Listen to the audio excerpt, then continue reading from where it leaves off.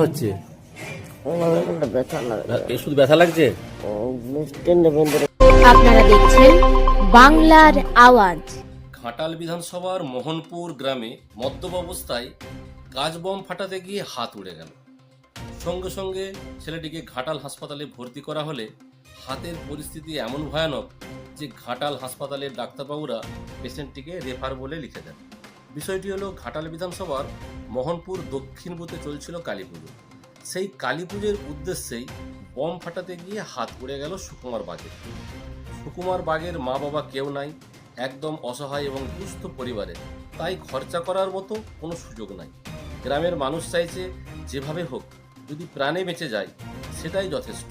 তার জন্য হাতের কিছুটা অংশ যদি কেটে বাদ দিতে হয় সেটাও ঠিক আছে।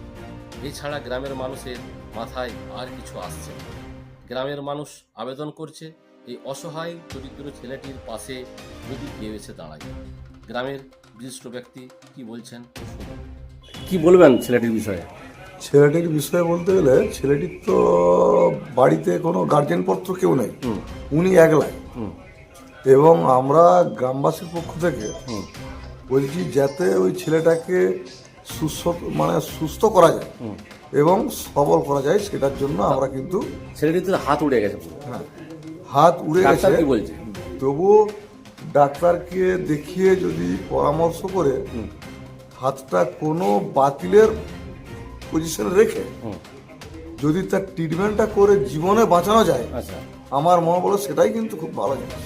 মানে খরচা করার মতো কেউ নাই? না, খরচা করার মতো কেউ নেই, তার বাবা মাও নাই ছেলেটা? বাবা মাও নেই।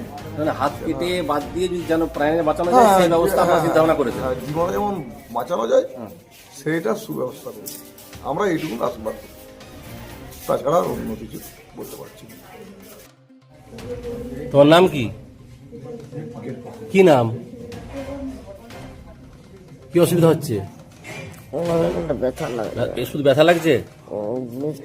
বেঁধে গেছে। তুমি বম ফাটাতে গেছিলে? বম ফাটাতে গেছিলে? পূজা একটা হচ্ছিল। পূজা হচ্ছিল, তা বম হাতে ফেটে গেছে? তোমার নাম কি? সুকুমার বাগ। সুকুমার বাগ। বাড়ি? মোহনপুর। মোহনপুর। ঘাটাল থেকে নকিবুল ইসলামের রিপোর্ট। আপনারা দেখছেন